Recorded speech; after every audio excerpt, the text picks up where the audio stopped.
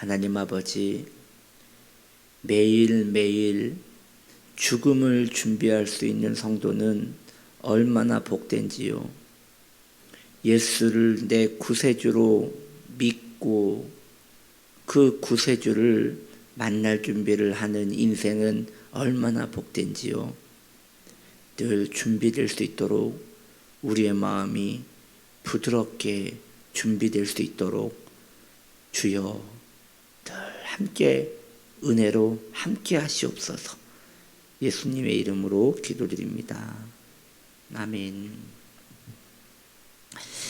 하나님 말씀 출애굽기 26장 14절. 붉은 물 들인 순양의 가죽으로 막의 덮개를 만들고 해달의 가죽으로 그 윗덮개를 만들지니라. 아멘. 오늘 말씀의 제목은 붉은 물 들인 순양의 가죽입니다. 우리는 지금 이 지성소를 덮고 있는 4가지 덮개를 알아보고 있지요.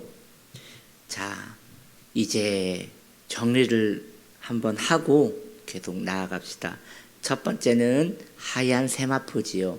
그 하얀 세마포에는 천사 그룹의 모양이 수놓아져 있다고 말씀을 드렸습니다. 그 위로는 염소털 가죽이 덮어져 있습니다.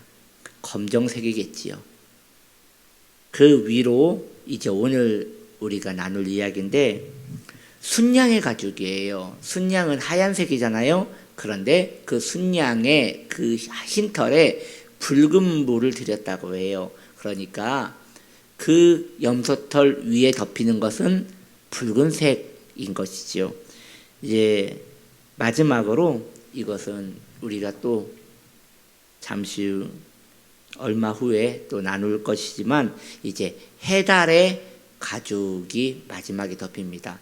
아마도 해달의 가죽은 그런 짐승의 가죽들과는 좀 다른 것이 있지요.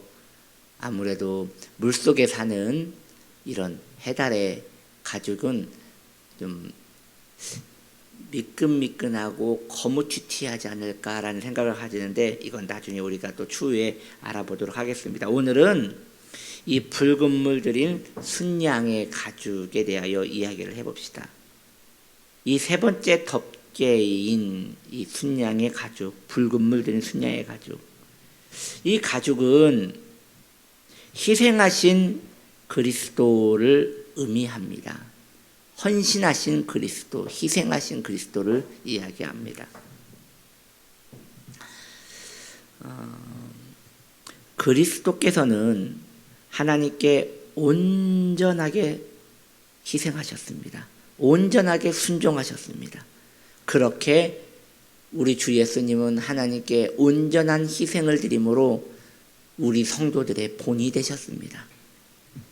하나님의 아들이신 그리스도께서 십자가에 달리시기까지 순종하신 이유는 바로 우리의 길잡이가 되시고 우리가 어떻게 살아가야 하는지 알려주시기 위함이라는 것이지요. 순종을 하시되 손해가 있더라도 심지어 죽더라도 하나님께 순종해야 함을 우리에게 가르쳐 주시는 것입니다.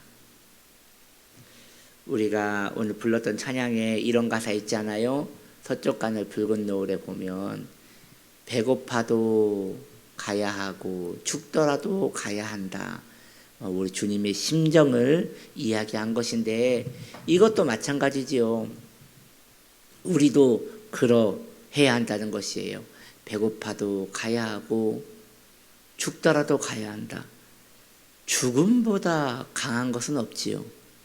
그렇기 때문에 죽음을 내어 맡기고 나아가는 성도는 정말 무서울 게 없는 성도가 되는 것이에요.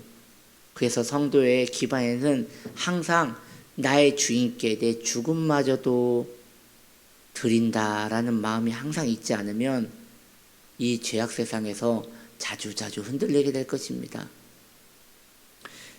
그러므로 성도는 하나님께 희생을 드려야 합니다. 성도는 자신이 죽더라도 혹 생명이 10개일지라도 그 10개를 다 드려서 우리 주님께 드리고자 하는 아깝지 않을 마음이 있어야 한다는 것이지요. 사실 우리 주님 그렇게 드려도 전혀 아깝지 않은 우리의 주인이시기 때문입니다. 에드워드 목사님의 평전에 보면 그 목사님이 이제 50대에 소천하시는데 50대에 천국 가시는데 이제 간염병에서 보호받기 위해서 주사를 맞다가 그 주사가 이제 부작용을 일으킨 것 같아요. 초기 매우 이러한 주사가 막 나오던 때였기 때문에 어떤 이는 그것으로 생명을 얻기도 하지만 이렇게 몸이 허약하고 연약했던 사람은 그것 때문에 죽기도 했던 것 같아요. 그런데 그 에드워드 목사님이 거기에 된 거지요. 그래서 본인이 이제 도저히 살 수 없다는 것을 이제 감지를 한 에드워드 목사님은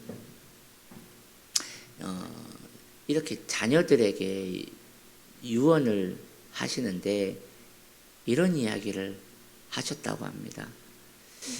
이제 너희는 아버지를 잃겠지만 그로 말미암아 더 확실한 아버지를 얻게 되었으니 더 유익이다 라는 이야기를 하면서 담담하게 내 장례식 비용은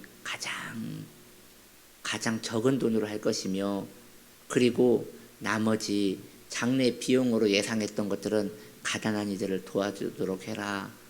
그렇게 담담하게 이야기를 하고 이렇게 숨을 거두셨다고 합니다. 그 기록에 보면 이제 에드워드 목사님은 숨을 거두기 전까지도 머리카락 하늘도 흐트러지지 않았다라고 해요. 왜냐? 본인이 받아들여야 할 부분이기 때문에 그 고통을, 엄청난 고통을 그냥 감내하면서 천국으로 이사갈 준비를 다 하셨다는 것이죠. 그분에게 있어서는 죽음은 늘 실상이었고 천국도 늘 실상이었어요. 오늘날을 살고 있는 성도도 그러한가? 여러분, 우리는 어쩌면 너무나 많은 부분에 있어서 우리가 섬기고 있는 하나님을 너무 피상적으로 섬기고 있지 않는가? 우리가 마땅히 가야 할 천국을 너무 멀리 보고 있지 않는가? 그리고 죽음에 대해서 너무나 흐트러진 마음으로 준비하고 있지 않은가? 이런 생각을 좀 해봅니다. 신앙의 기본이 바로 여기에서 시작되기 때문입니다. 내세에 대한 열망이죠. 예수를 왜 믿는 것입니까? 여러분, 하나님께 희생을 드리기 위하여 믿는 것입니다. 어쩌면 하나님께서는 이유 없이 우리를 영생으로 인도하셨듯이 우리도 그 하나님을 이유 없이 희생함으로 드려야 한다는 것이지요. 저는 어제 우리 성도님들을 양육할 때 왜 하나님이 당신을 사랑하시는 것 같습니까? 라고 물었고 성도님들은 온전한 대답을 할 수 없었습니다. 그 이유는 이유가 없기 때문이에요. 인간이 알 수 있는 이유가 없기 때문이에요. 그저 하나님이 왜 나를 사랑하는지, 왜 하나님이 나를 사랑하시는지 우린 죽을 때까지 모를 것이에요. 천국에 가면 알 수 있겠지요. 그처럼 주님이 날 왜 사랑했는지 알지 못하듯 우리도 꼭 이유가 없이도 주님께 희생을 드려야 하는 것이에요. 그것이 명확해질 때, 이러한 주종관계가 명확해질 때 성도의 삶은 그때부터 의미가 생기는 것이죠. 주를 위하여 아까워서 혹은 부담스러워서 아무 헌신과 희생을 하지 않는다면 그것도 나쁘지 않아요. 왜냐하면 그 성도님은 그것이 그 성도님의 신앙의 수준이기 때문에 더 바라지도 못하는 것 같아요. 저는 그런 성도님들을 존중합니다. 그러나 왜 하나님께 헌신을 강요하십니까? 라고 그렇게 말해서는 안 되는 거예요. 하나님께는 우리는 하나님께 아무리 헌신을 강조한다 하더라도 지나치지 않습니다. 그분이 그런 분입니다. 그분을 잘 모르기 때문에 그분께 희생하고 헌신하는 것이 아깝게 느껴지고 뭔가 손해보는 것 같이 느껴지는 것이지, 온전히 그분을 안다면, 좀 더 그분을 안다면, 우리 주 하나님을 안다면 우리는 그분께 어떠한 헌신도 아깝지 않은 것이지요. 이미 우리 주 예수님께서는 십자가에서 죽기까지 하나님을 희생으로 섬겨드렸습니다. 그렇다면 우리도 그 길을 걸어가야 하는 것이에요. 주님께 모든 것이 아깝고 부담스럽다면 멈추세요. 당신이 가야 할 길이 아닙니다. 우리 주님은 그렇게 섬겨서는 안 됩니다. 그러나 주님을 위하여 헌신하기를 원한다면 다 드려야 합니다. 적당히는 없는 것 같아요. 왜요? 적당히는 끝까지 못 가요. 언제나 그래요. 적당이라는 단어는 좋지 않아요. 안전해 보이는데요, 적당하다는 그 단어는 좋지 않습니다. 어느 정도 가다가 멈추면 안위감만 못하는 것입니다. 그러니 여러분들은 두 가지만 생각하세요. 나는 하나님께 내 희생을 드릴 것인가? 아니면 하나님께 내 희생을 드리지 아니할 것인가? 그것만 생각하세요. 그리고 오래 기다리세요. 차라리 희생할 마음이 생기신다면 그분께 뜻과 마음과 힘을 다해서 다 드리는 것이 맞지 않겠습니까?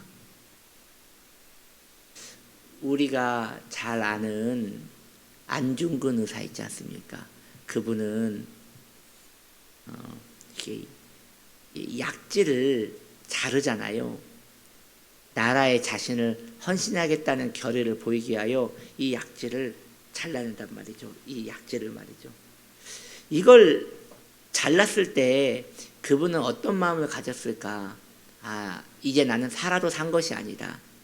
이제 이 일본의 만행으로 인하여 수탈을 당하는 이 민족을 위하여 나는 내 생명을 이 나라에 바친다라는 마음으로 그런 결단을 하지 않았겠습니까?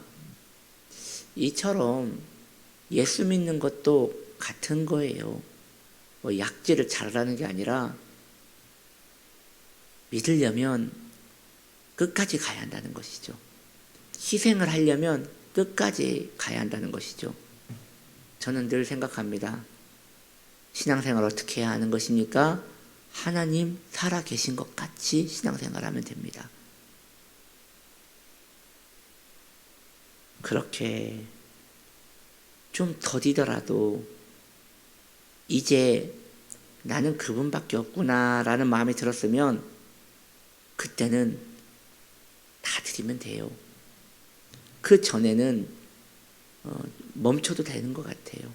굳이 그러한 분들에게 희생을 강조할 필요도 없고, 굳이 그러한 분들에게 예수 잘 믿어야 한다 그런 말을 할 이유도 없는 것 같아요. 왜 그분들이 신앙생활을 뜨뜻미지근하게 가지도 오지도 못하게 믿는 분들은 왜 그렇게 믿는 것일까요? 안 믿어지니까 그렇게 믿는 거예요. 그러면 어쩌겠습니까? 그러나 정말 믿어지는 분은 정말 믿어지는 것 같이 그렇게 살아야 하지 않겠습니까? 순양의 털은 하얀색입니다. 그런데 왜 붉은색으로 물들인 것입니까? 바로 희생을 했다는 것을 보여주기 위함입니다. 이 붉은색은 피를 말하는 것이지요. 주님께 마음과 뜻과 힘을 다 드리십시오. 손해보지 않을 것입니다. 그것이 바른 삶입니다.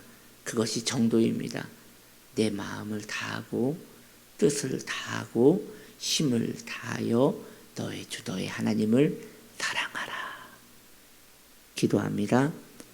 주님, 아무리 드려도 아깝지 않을 우리 주님, 주님을 섬기는 데 있어서 주저하지 않도록 도와주시고 마음이 온통 주님의 피로 붉게 물들 수 있는 그런 놀라운 은혜를 허락하시옵소서.